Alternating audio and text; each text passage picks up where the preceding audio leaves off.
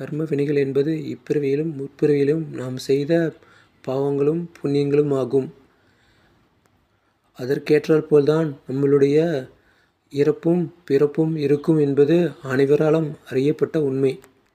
ஒருவன் தன்னிடம் பணம் அதிகமாக இருக்கிறது என்று தவறுக்கு மேல் தவறு செய்து கொண்டிருந்தால் வாழ்க்கையின் பிற்பகுதியில் கர்ம வினைகளால் அவன் பாதிக்கப்படுவான் என்பது அவன் உணர வேண்டும். இறப்பும் பிறப்பும் நம் கையில் இல்லை.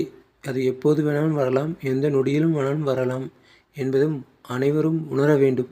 நீ ஒருவனுக்கு தவறுக்கு மேல் தவறு செய்தால் வாழ்க்கையின் பிற்பகுதியில் உனக்கு அந்த தவறு திரும்பி வந்து சேரும் என்பதை அவன் உணர வேண்டும்.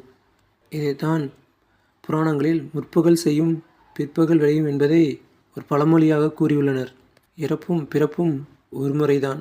அதனால் முடிந்தளவுக்கு எல்லாருக்கும் நல்லது செய்துவிட்டு செல்ல வேண்டும்.